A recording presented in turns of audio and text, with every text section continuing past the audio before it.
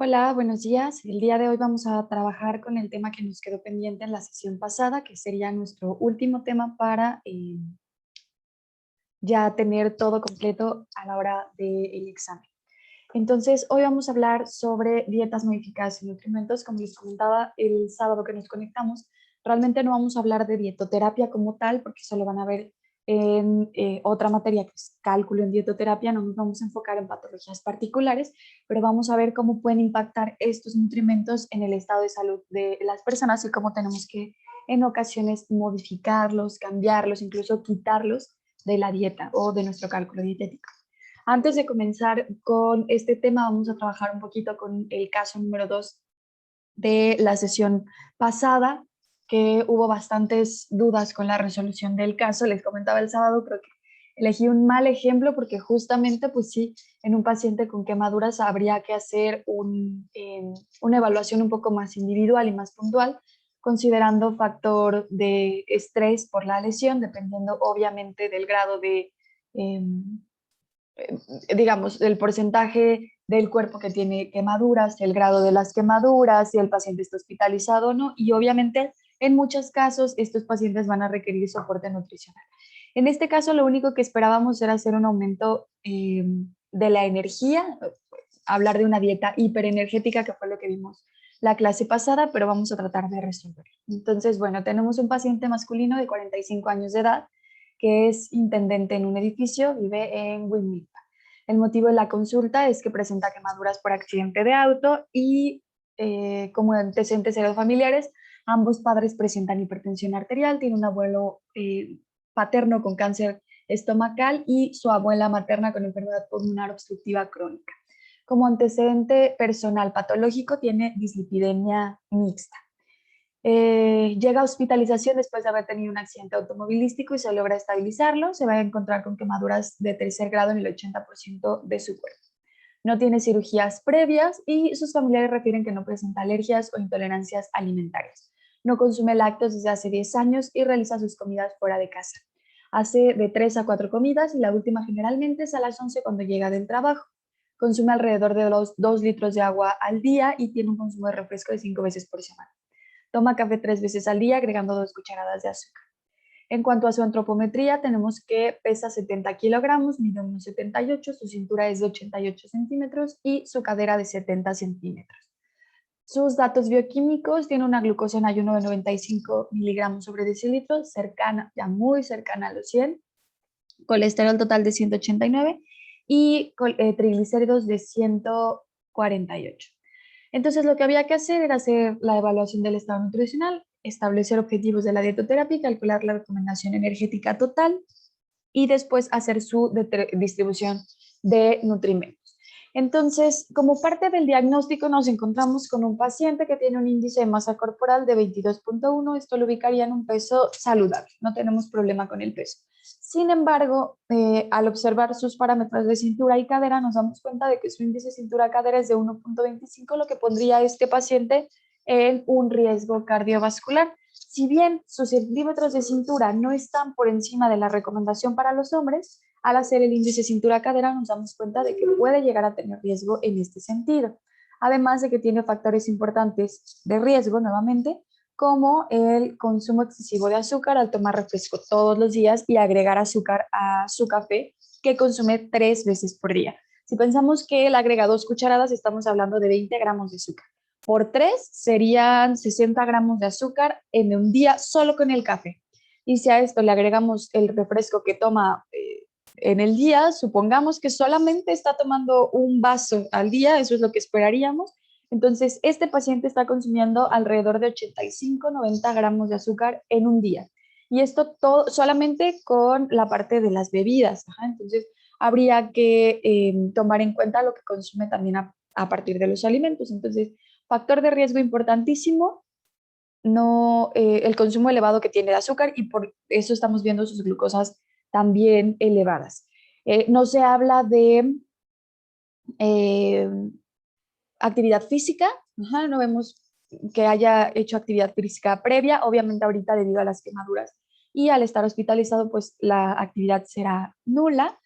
Y también vemos que tuvo dislipidemia mixta, es decir, tuvo elevación de colesterol y triglicéridos en sangre. En este momento no los tenemos elevados, pero estamos en el límite, ¿no? El colesterol, recuerden que tiene que estar debajo de 200 miligramos y los triglicéridos debajo de 150, entonces los triglicéridos ya están muy cercanos y esto corresponde justamente con el consumo de azúcar que está teniendo todos los días. No tiene alergias o intolerancias alimentarias, lo que nos da un poquito más de pauta para la recomendación de alimentos. Su consumo de agua natural es adecuado y bueno, está haciendo de 3 a 4 comidas al día. Su última comida generalmente es muy tarde, entonces también podemos, en cuanto a las recomendaciones, incidir por ese lado, ¿no? Considerando que, bueno, la hace así porque llega de trabajar bastante tarde. Entonces, lo que tendríamos que hacer, lo que había que hacer únicamente era el cálculo del gasto energético total. Podemos utilizar cualquiera de las fórmulas que vimos en clase, ya que sea que utilicen Mifflin, Harris o la FAO. Si utilizamos Mifflin, hay que considerar el ETA del 10% y la actividad física la vamos a considerar también del 10%. Eso lo vamos a hacer con cualquiera de las fórmulas que hayan elegido. Actividad física del 10% porque realmente ahorita va a estar en cama, no va a hacer ningún tipo de actividad y como les decía, tampoco se refería a que lo hubiera hecho con anterioridad. Entonces, si utilizamos la fórmula de Mifflin, tenemos que el gasto energético basal de este paciente van a ser 1.577 kilocalorías. Con un ETA del 10% y una actividad física del 10%, obtenemos un gasto energético total de 1.891 kilocalorías. Considerando que solamente queremos hacer una dieta hiperenergética para garantizar que nuestro paciente esté recibiendo la energía necesaria para cubrir su requerimiento y el extra por la situación en la que se encuentra, sin tomar en cuenta factor de riesgo, factor de estrés, sin tomar en cuenta nada que tiene que ver directamente con las quemaduras, solo con una dieta hiperenergética, podemos irnos a 300 kilocalorías. Como lo veíamos en la clase anterior, podemos aumentar de 200 a 300, depende de la tolerancia de nuestro paciente. Vamos a suponer que este paciente tiene tolerancia a la vía oral y entonces eso nos dejaría con un gasto energético total de 2.191.5 kilocalorías. Si nosotros utilizamos la distribución que hemos estado utilizando durante estas clases, que es la distribución normal, de 60% hidratos de carbono, 15% proteínas y 25% lípidos, con la de Mifflin nos quedarían 1.314.9 kilocalorías de hidratos de carbono, lo que representa 328.7 gramos, 328.7 kilocalorías a partir de proteína, que significa 82.1 gramos, y 547.8 kilocalorías de lípidos, lo que nos representa 60.8 kilogramos. Entonces, esa sería una distribución normal. Si vemos con este aporte de proteínas, le estaríamos dando 1.1 gramos por kilogramo de peso, está bien, aunque también en este caso específico podríamos hacer una distribución diferente de los nutrimentos tratando de aumentar las proteínas. Entonces, si por ejemplo hiciéramos un aporte de 20% de proteínas, tendríamos que estaríamos dándole 438.3 kilocalorías de proteína, lo que significaría 109.5 gramos. 109.5 nos estaría dando un total de 1.5 gramos por kilogramo de peso. También es adecuado por la situación de catabolismo en la que se encuentra en este momento. Pero pensando únicamente en el objeto de hacer una dieta hiperenergética, podemos utilizar esta dieta o esta distribución normal y esos son los resultados que tendríamos con Mifflin. Si utilizamos Harris, nos damos cuenta que tenemos un poquito más de aporte energético, tendríamos un total de 2.211.56 kilocalorías y con la fórmula de la FAO-OMS nos vamos un poquito más para arriba, que son 2.329 kilocalorías. Y utilizando también la distribución nutrimental, 60, 15, 25. Esto se los pongo así de manera normal, digamos como una distribución normal. Esto es lo que quiero que tomen en cuenta para el examen. Únicamente no nos vamos a ir a la evaluación clínica del paciente. Ahorita lo único que debemos entender es dietas hipoenergéticas, hiperenergéticas, distribución nutrimental. Entonces, yo les voy a marcar en el examen la distribución que tienen que utilizar, ya sea que vamos a utilizar 55, 20, 25, no sé, pero Si yo no les marco los porcentajes, quiero que se basen, por favor, en esta distribución normal. 60 hidratos, 15 proteínas, 25 lípidos. Si en el examen no viene una indicación diferente, nos vamos a basar en estos porcentajes. Recuerden que esta clase no es de clínica, sino de cálculo. Lo único que tienen que hacer es aprender a calcular. Entonces, vamos a dejar de lado un poquito los datos clínicos. Obviamente los vamos a considerar para hacer las recomendaciones, la intervención, la elección de los alimentos, ¿no? Cuando nosotros elijamos qué tipo de carbohidratos le voy a dar, pues en este caso voy a dejar fuera completamente los azúcares simples. No le voy a dar azúcar simple, ni siquiera lo voy a considerar dentro de mis equivalentes, ¿no? Para hacer mi distribución total, porque ya está teniendo un consumo excesivo. Entonces, lo que yo pretendo es que lo deje fuera. Y si yo lo sigo ofreciendo en mis menús, entonces estoy un poco como legitimando el consumo. Entonces, en este caso específico nos vamos a basar en dejar fuera los azúcares simples, los hidratos de carbono simples. Hay que aportar alimentos que sean fuente de fibra. Hay que aportar también grasas saturadas, grasas mono y poliinsaturadas, dejando fuera los ácidos grasos saturados. Y nos vamos a basar también en que tenga un consumo adecuado de proteína, ofreciéndole alimentos que sean buena fuente de proteína, ¿no? Que sean proteínas de alto valor biológico. Muy bien, entonces eso es justamente lo que quiero que hagan en los casos que se encuentren en el examen. Determinar si es necesario hacer una dieta hiperenergética, hipoenergética, cuál es el objetivo de mi paciente, como lo platicábamos el sábado que nos conectamos. Si mi paciente quiere perder peso, entonces voy a disminuir de 500 a 1000 kilocalorías. Sí puedo quitarle 200, sí puedo quitarle 300 y voy a tener cierto impacto, voy a tener cierta modificación, pero quedémonos así. Cuando tiene sobrepeso o obesidad grado 1, voy a quitar 500. Cuando tengo obesidad grado 2, grado 3, obesidad mórbida, me puedo ir a quitar 1000 kilocalorías. Así lo vamos a hacer para fines prácticos del cálculo. ¿Ok? Y en el caso de hacer dietas hiperenergéticas, podemos aumentar de 200 a 300 de forma gradual y progresiva, midiendo la tolerancia que tiene nuestro paciente. ¿Ok? Entonces, vámonos ahora sí de lleno con el tema del día de hoy. Vamos a hablar sobre dietas modificadas en nutrimentos. En cuanto a los hidratos de carbono, pues vamos a enfocarnos en la fibra, ¿no? La fibra dietética que se ha relacionado con muchas enfermedades y muchos procesos que pueden llegar a afectar al tubo digestivo. Y esta fibra o este nutrimento no tiene solamente relación con la cuestión del tránsito intestinal, ¿no? Tiene también relación con procesos fisiológicos. Puede absorber, más bien puede interferir en la absorción de algunos nutrimentos como la glucosa o el colesterol, dependiendo también si estamos hablando de fibra soluble o fibra insoluble. Entonces, no es nada más una cuestión de ayudar con el tránsito intestinal, ayudar con tener evacuaciones correctas, sino que también participa en otras enfermedades y en otros procesos. El concepto de fibra, que en un principio se ha definido como residuos vegetales no digeribles, ha ido evolucionando en los últimos años. Y como les decía, actualmente la podemos clasificar en fibra soluble e insoluble. Y vamos a reconocer la importancia que tiene el consumo de la fibra a nivel del colon. Entonces, la inclusión de esta fibra en la dieta de los seres humanos tiene un papel muy importante en la prevención de algunas enfermedades crónicas. ¿Qué beneficios nos va a aportar el tener un consumo adecuado de fibra dietética? Podemos observar una disminución de la presión arterial, podemos también disminuir el riesgo de presentar cáncer colorectal. Tiene un efecto hipocolesterolémico, es decir, puede disminuir los niveles de colesterol en sangre. Tiene un menor riesgo o nos ayuda a tener un menor riesgo de enfermedad cardiovascular y también nos ayuda con un mejor control de la diabetes al reducir también niveles de glucosa en sangre.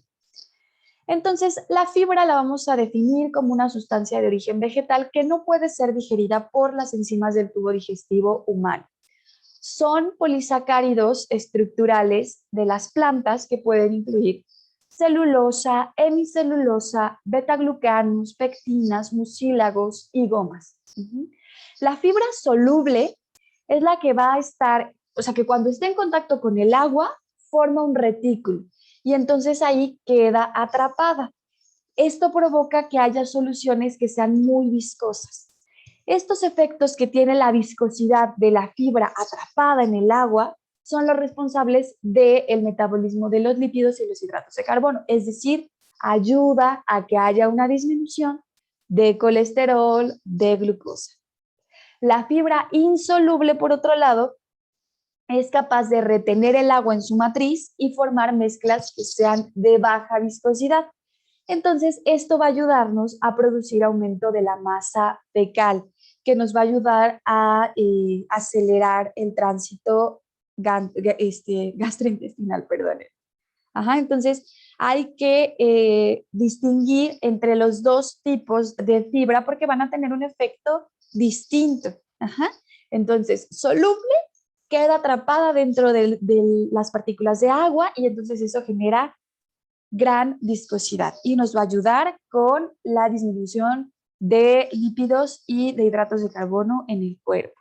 Ajá. La fibra insoluble entonces nos va a ayudar con la formación de masa fecal, que va a ayudar a acelerar el tránsito intestinal. Entonces, ¿dónde vamos a encontrar fibra soluble? Puede estar, por ejemplo, en avena, en nueces, cacahuates, pistaches, todo lo que sean semillas. Las leguminosas también pueden incluir fibra soluble. Las frutas, ajá, las frutas que tienen mayor cantidad de pectina, por ejemplo, la fresa, la manzana, ajá.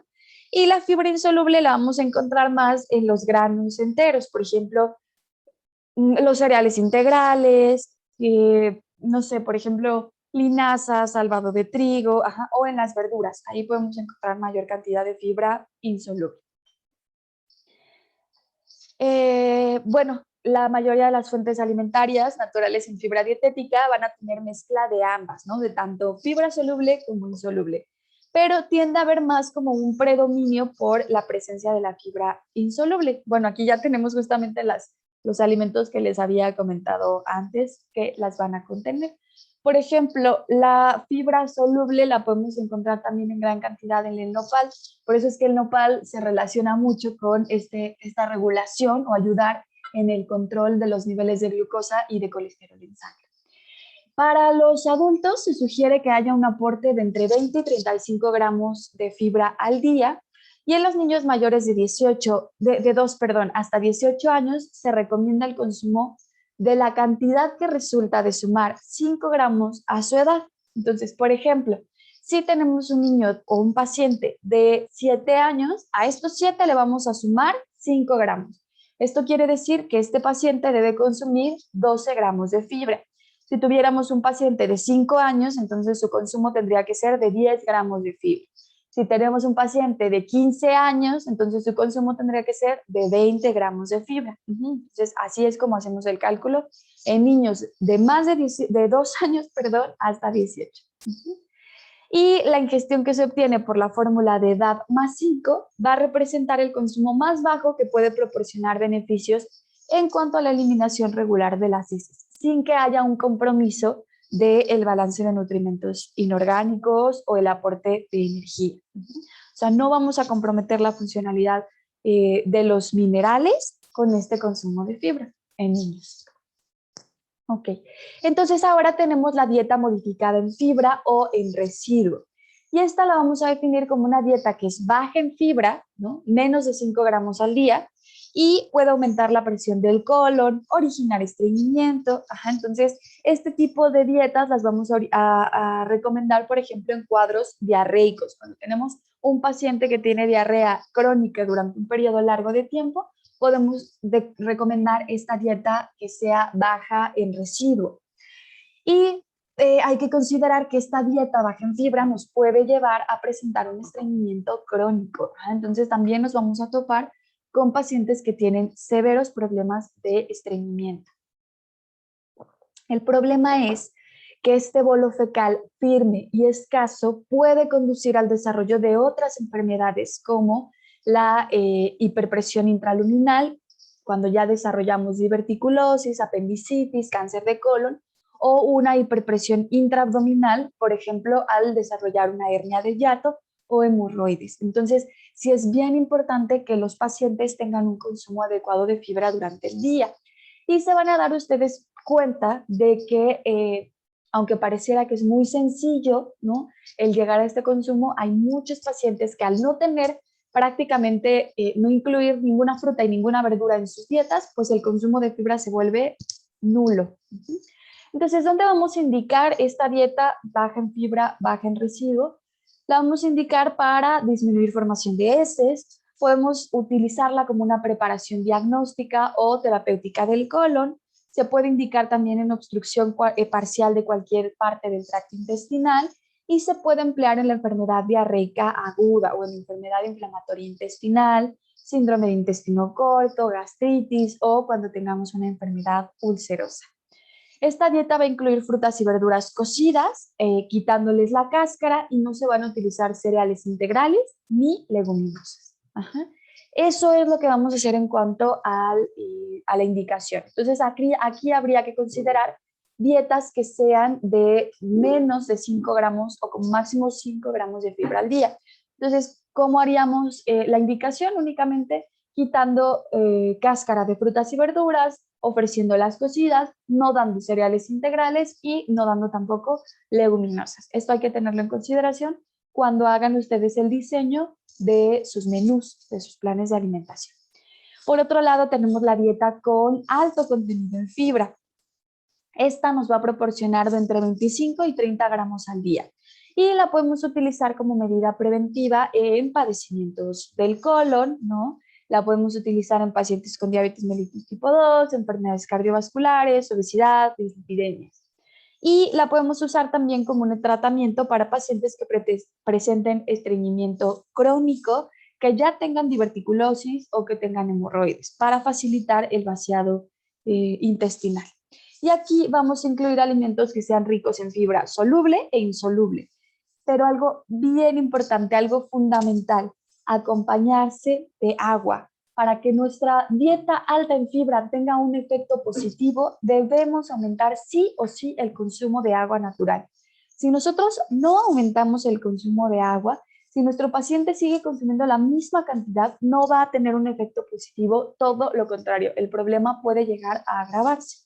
Entonces es bien importante que nosotros le hagamos esta indicación de aumentar el agua, porque hay muchos pacientes que tú les das la dieta alta en fibra, que contiene un montón de frutas, de verduras con cáscaras, de cereales integrales, de leguminosas, pero que no toman agua. Entonces, lo único que estamos haciendo es agravar el problema. Y luego llega el paciente a la consulta diciéndote como, no tuve éxito, no, me fue fatal, sigo teniendo mucho estreñimiento.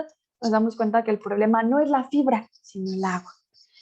Entonces, bueno, la dieta modificada en contenido de residuo o de fibra va a ser una dieta baja en residuo que limita la cantidad de fibra dietética y alimentos que la proporcionan. El término residuo se va a referir a todos los constituyentes que no fueron absorbidos de la dieta, a las células que se desprenden del tubo digestivo y bacterias gastrointestinales que se pueden hallar en las heces después de la digestión. Entonces vamos a limitar fibra dietética y residuo, que va a reducir la cantidad de alimento que pasa a través del intestino grueso.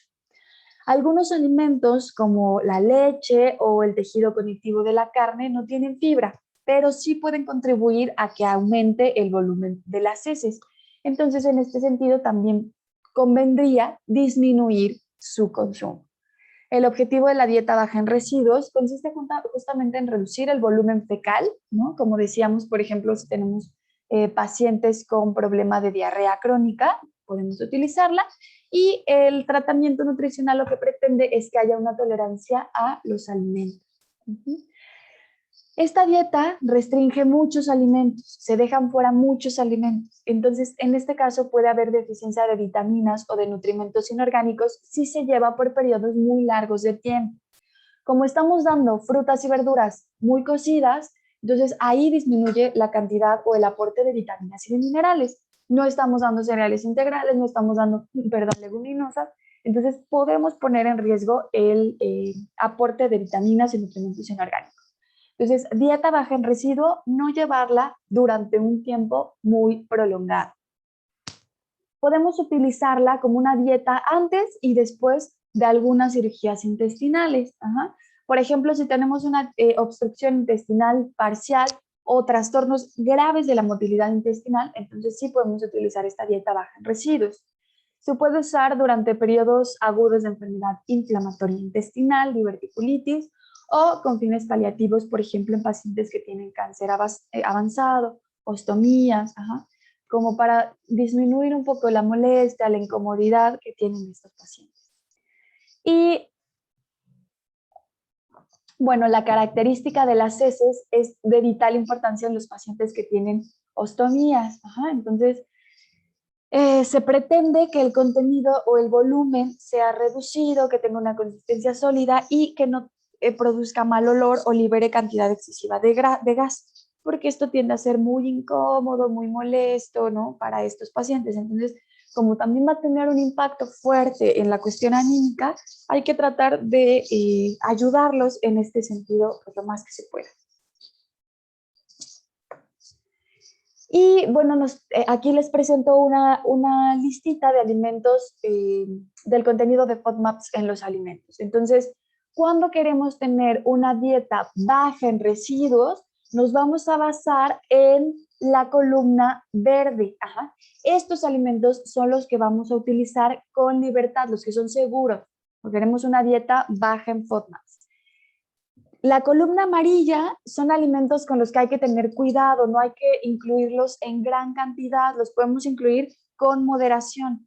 Y la columna rosa o rojita son los alimentos que vamos a evitar por completo. Ajá, entonces, por ejemplo, en el caso de las verduras, vamos a evitar incluir alcachofa, espárrago, ajo, puerro, cebolla, ajá, o salsa y pasta de tomate.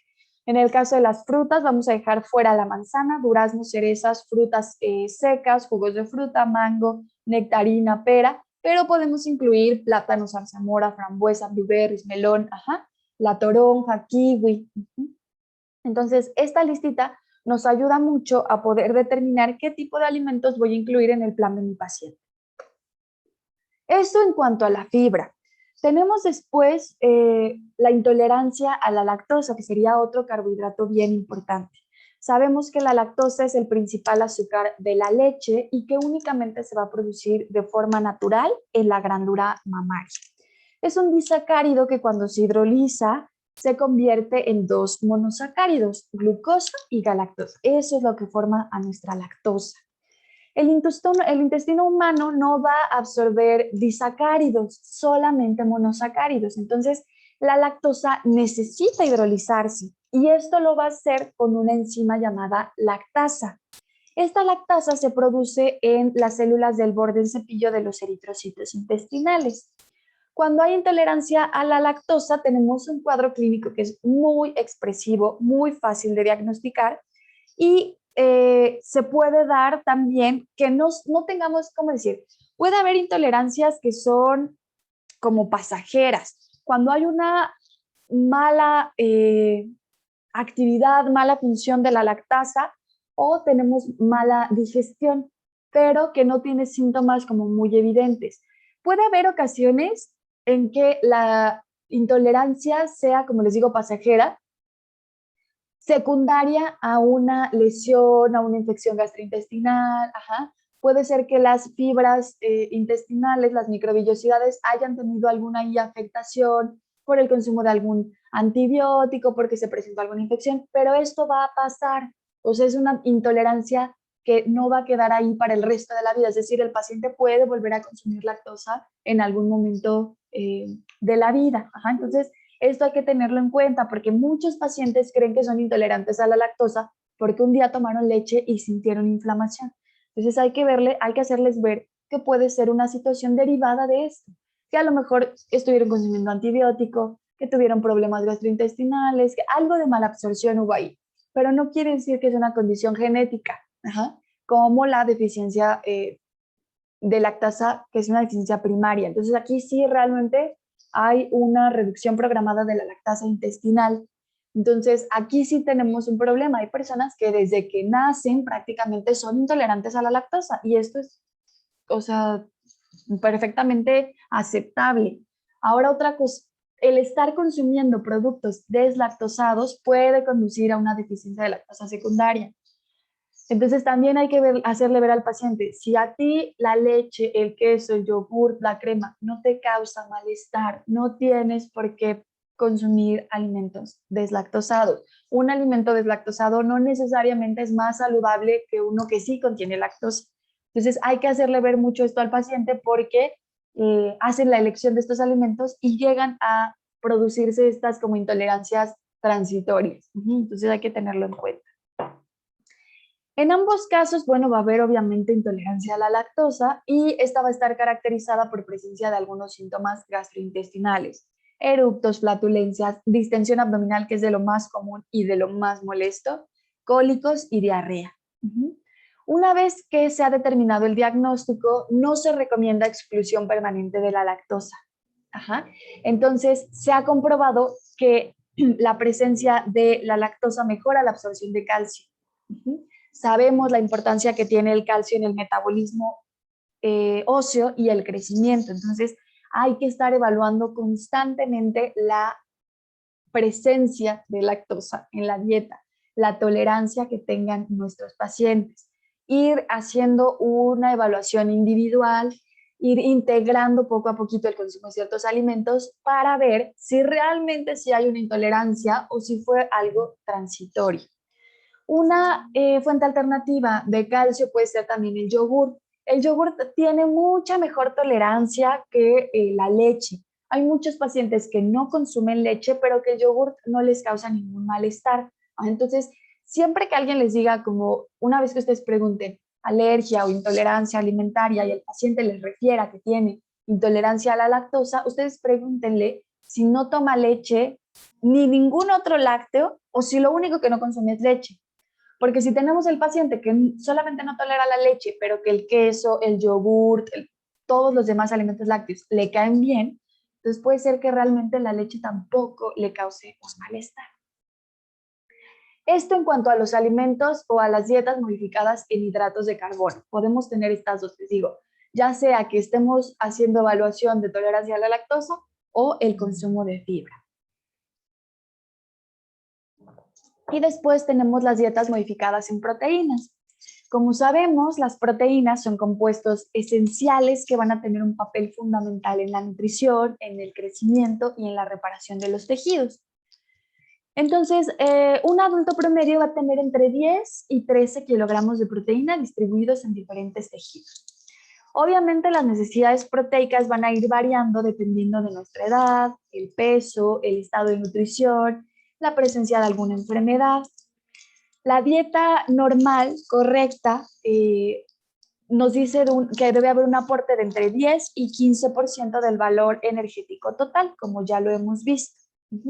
Y podemos incluir proteínas de origen animal y también podemos recurrir a las proteínas de origen vegetal, tomando siempre en consideración que estas son proteínas de bajo valor biológico.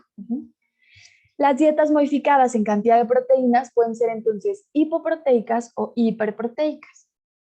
Las dietas hipoproteicas las podemos utilizar con pacientes que tienen insuficiencia renal crónica o que tienen alguna hepatopatía, e incluso podemos utilizar aquí nulas en proteínas, ¿no? Por ejemplo, pacientes que tienen coma por encefalopatía hepática. Aquí pues prácticamente no vamos a dar nada de proteínas, ¿no? Una cantidad mínima.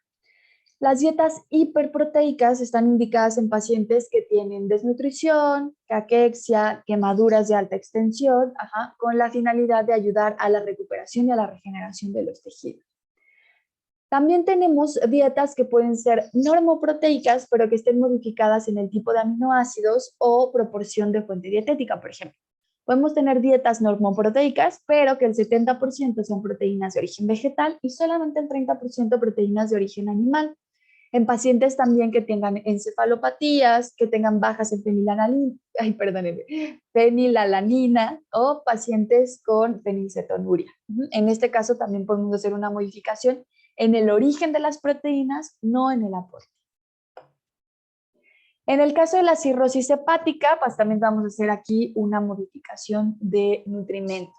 La cirrosis hepática es un problema de salud pública desde 1987. en ese año ocupó la séptima causa de mortalidad en adultos y en 2004 era el quinto lugar. El diagnóstico de cirrosis se establece a partir de la existencia de complicaciones. Puede haber alteraciones metabólicas, ascitis, encefalopatía hepática, varices gastroesofágicas y puede haber también sangrado del tubo digestivo.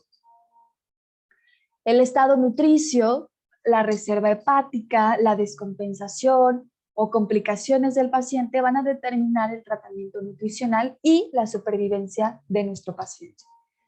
En este tipo de pacientes, el ayuno no es recomendable porque promueve que haya una depresión de la masa, no, aquí me equivoqué, depresión de la masa magra, no es masa grasa, y aumento de la gluconogenia. Ajá. Entonces, no es recomendable que haya ayunos prolongados, porque podemos empezar a tener pérdida de masa muscular. Quienes cursan con distensión, con náusea, anorexia o hiporexia, se van a recomendar de 5 a 6 tiempos de comida, con volumen pequeñito para que esto favorezca el consumo de energía y nutrimentos y que tengamos un balance nitrogenado positivo. Todas nuestras comidas deberán proveer suficiente fibra para que el paciente pueda mejorar su control metabólico y lo ayude también con la eliminación de toxinas.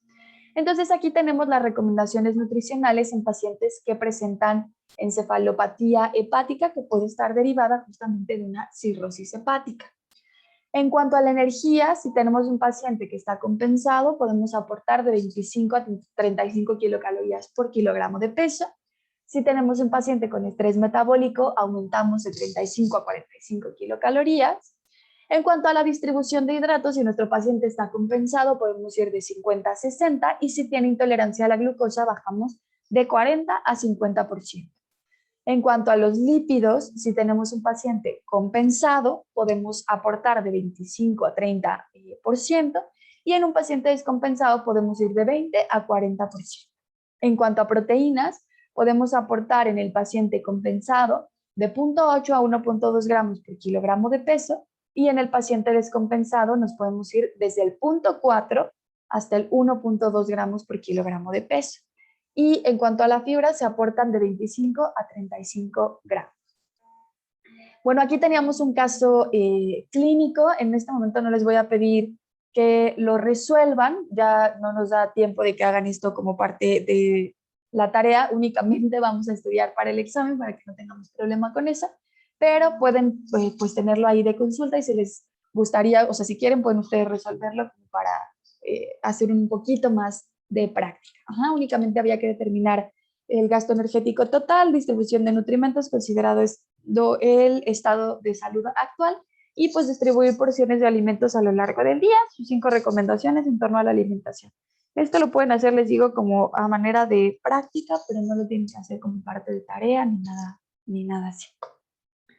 Y bueno, como conclusión, cuando el metabolismo de las proteínas o el manejo de los productos de desecho que están derivadas de este metabolismo inadecuado, es indispensable que modifiquemos la cantidad y el tipo de proteína de la dieta para mantener inocuidad, ¿no?, en el paciente. En pacientes que tengan encefalopatía hepática, vamos a prescribir dietas normoproteicas o hipoproteicas como principal aporte de proteínas de origen vegetal. Y pacientes con insuficiencia renal que requieran dietas hipoproteicas, debemos aportar proteínas de alto valor biológico, porque en realidad les estamos dando una cantidad bien bajita de proteína. Entonces, hay que asegurarnos de que estén consumiendo todos los aminoácidos esenciales. En enfermedades como la desnutrición, la caquexia, cáncer o fibrosis quística, vamos a requerir dietas hiperproteicas con alto valor biológico. En cuanto a dietas modificadas en lípidos, pues sabemos que el arte de elaborar un plan de alimentación completo, pero modificado en lípidos, va a tener que considerar características fisiopatológicas e incluso, muy importante, características socioculturales de nuestro paciente. Y esto, pues obviamente sabemos, está involucrado en la dietoterapia. Entonces, necesitamos plasmar en nuestra hoja de cálculo y después en alimentos lo que le vamos a proporcionar a través de nuestra dieta, considerando entonces la fisiopatología, pero también la cuestión sociocultural. Por ejemplo, por alteración en composición o secreción de la bilis, por insuficiente producción de lipasas o por incapacidad digestiva del intestino, podemos presentar una mala absorción de grasas y como resultado una esteatorrea, que para el paciente es muy incómodo, muy molesto, ¿no? Y que le puede llegar a provocar problemas justamente de interacción social. Entonces, en estos casos, la dietoterapia va a consistir en que haya una reducción del contenido de grasas en la dieta a menos de 50 gramos por día. Específicamente nos vamos de entre 30 y 45 gramos por día mediante alimentos bajos en contenido de grasas. Esta cantidad puede ser todavía más restringida de acuerdo a la evaluación de la tolerancia individual de cada paciente, pero sin llegar a recomendar una dieta sin grasas, y esto por un tiempo prolongado. El tener una dieta sin grasas por un tiempo prolongado puede provocar estasis vesicular, que puede inducir al desarrollo de cálculos biliares y deficiencia de ácidos grasos y vitaminas liposolubles. Entonces, tener una dieta que es excesivamente baja en grasas tampoco es algo saludable. Sabemos que los lípidos tienen funciones importantísimas en nuestro cuerpo, entonces no podemos disminuir tanto el consumo y por un periodo tan prolongado. La recomendación es que la dieta sea blanda, que se fraccione en 3 comidas, 2 colaciones, esto con la finalidad de distribuir la grasa a lo largo de todo el día y de poder favorecer la digestión. Entonces, podemos emplear la grasa únicamente para asar, guisar o aderezar los alimentos, pero vamos a evitar técnicas culinarias que impliquen freír, capear o empanizar, porque obviamente también vamos a tener un aumento en el consumo de grasa, porque la absorción de la grasa en estos alimentos es mayor. Y bueno, aquí tenemos otro caso clínico que también pueden ustedes realizar a manera de práctica que les va a servir, pero que no necesariamente tienen que tener para la tarea. Como conclusión, las enfermedades del aparato digestivo que cursan con alteración en digestión o absorción de lípidos se deben de acompañar de una dieta restringida en grasas para evitar dolor, dispepsia, esteatorrea o afectación del estado nutricio. Al diseñar un plan de alimentación, no hay que perder de vista las otras características de nuestro caso: el aporte energético, el requerimiento proteico, las enfermedades asociadas, sus características socioculturales o las intolerancias alimentarias. Y en el cálculo dietético es fundamental la precisión numérica, pero de nada nos va a servir si no se logra plasmar con igual exactitud las recomendaciones prácticas para el paciente. ¿Ok? Entonces, esto es bien importante y es algo de lo que hemos hablado. Nosotros podemos hacer un cálculo perfecto, podemos tener el requerimiento del GET ideal, podemos hacer una distribución magnífica de nutrimentos, pero si nosotros no tomamos en cuenta gustos, preferencias, enfermedades, estilo de vida, aspectos socioculturales de nuestro paciente, no vamos a tener éxito en nuestra intervención. Entonces hay que considerar al paciente como un todo. Muy bien, vámonos ahora a dietas que están modificadas en consistencia. Estas son dietas que han sufrido cambios en la textura de los alimentos y van a estar indicadas en pacientes en etapa de recuperación de funciones digestivas. Por ejemplo, cuando tenemos periodos de ayuno prolongados, puede ser que se hayan hecho estudios diagnósticos o después de un tratamiento quirúrgico, alteración de función gastrointestinal, por ejemplo, por radiación o quimioterapia, disfagia, problemas de masticación, deglución. En donde hayamos tenido periodos prolongados, vamos a requerir la modificación de dietas en consistencia, o sea, que las dietas estén modificadas en consistencia. Y bueno, vamos a evaluar la tolerancia a la dieta. Debemos de realizar esta evaluación después de cada tiempo de comida. Entonces, lo que vamos a hacer es preguntar al paciente si después de haber realizado su tiempo de comida presentó náuseas, si tuvo vómito, y si es así, cuál es la frecuencia y la consistencia de sus evacuaciones o de los episodios de vómito. Se evalúa también la dificultad que tenga nuestro paciente para masticar o deglutir, y esto nos va a dar la pauta para saber si debemos mantenernos en esta etapa o regresar a la anterior, ¿no? O en caso de que sea posible, pues ya progresar a la siguiente etapa. Entonces, vamos a comenzar la mayoría de las veces con dieta de líquidos claros. Con esto vamos a evaluar tolerancia y si hay una buena tolerancia, progresamos a dieta de líquidos generales. Si hay una buena tolerancia, progresamos a dieta suave. Con buena tolerancia, progresamos a dieta blanda. Y después ya nos vamos a una alimentación normal. Si vemos intolerancia en cualquiera de los casos, podemos regresar a la fase previa. Entonces, bueno, dieta de líquidos claros. Aquí vamos a aportar líquidos, electrolitos y muy poca energía. Lo vamos a hacer a través de hidratos de carbono y proteínas de fácil digestión que nos van a dar un mínimo de residuo intestinal. La dieta la podemos distribuir entre 5 y 7 tomas a lo largo del día y es de uso inicial en pacientes que estén en periodo de recuperación después de haber recibido un tratamiento quirúrgico, cuando hay afecciones agudas del tubo digestivo, cuando se está preparando para exámenes diagnósticos o estudios radiológicos, diarrea aguda, de corta duración y pacientes con largos periodos de ayuno. No se recomienda mantenerla por más de 24 a 36 horas. ¿Qué alimentos vamos a incluir? Podemos incluir té, infusiones, jugos de frutas, consomé, caldo, nieve, o paletas heladas de hielo. Solo se va a utilizar como un paso de transición hacia la alimentación normal. Entonces no la vamos a llevar por periodos largos de ayuno porque no está cubriendo ni el requerimiento energético ni nos está dando la cantidad suficiente de nutrientes. Líquidos generales.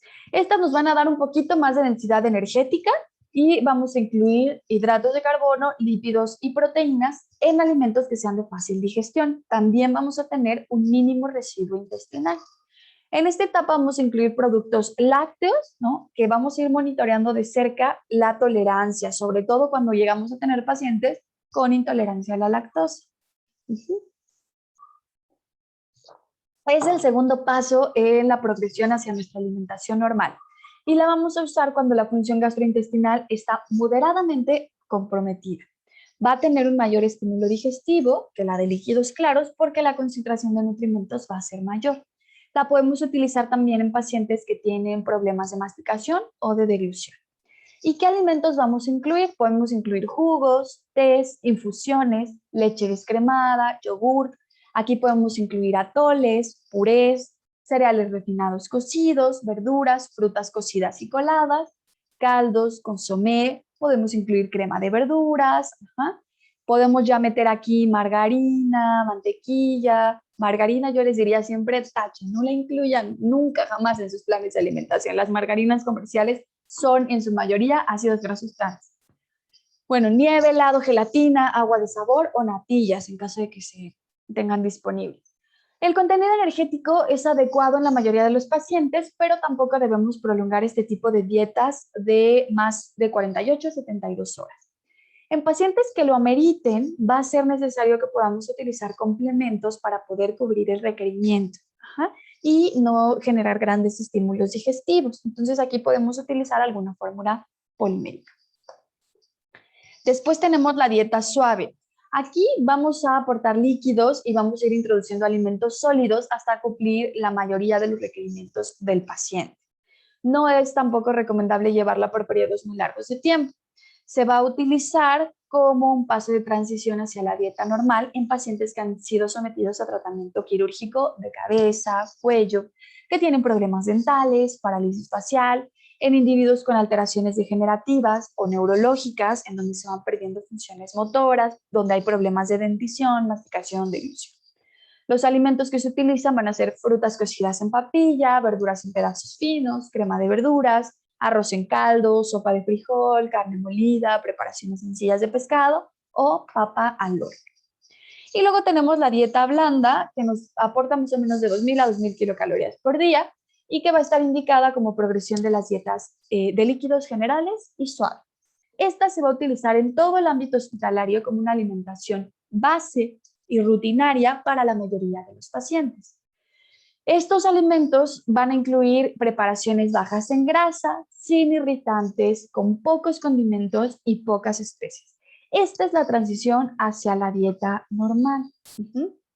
En este tipo de dietas vamos a incluir los alimentos de las etapas anteriores, además de frutas y verduras. De preferencia estén cocidas. ¿Ok? Y con esto terminamos entonces nuestro tema del día de hoy. Como ven, no nos estamos refiriendo a alguna patología en particular, sino a la modificación de nutrimentos que se pueden hacer con algunas afecciones, sobre todo a nivel del tracto gastrointestinal, que es lo que estamos viendo en este momento. Y bueno, este sería entonces nuestro último tema para la clase de cálculo en dietética. Bueno, el día del examen, la siguiente clase, nos vamos a conectar, como les había comentado, a la misma hora de la clase regular. Hacemos nuestro cálculo de gasto energético para niños y después se van ustedes ya a resolver su examen. Importante que se pongan a estudiar los cálculos, pero también denle una leidita a la teoría porque pues también es importante que la tengamos presente y van a venir algunas preguntas de teoría. Entonces, no se confíen en que solamente van a hacer cálculos. Entonces, bueno, pues que tengan una bonita semana. Nos vemos entonces el próximo sábado.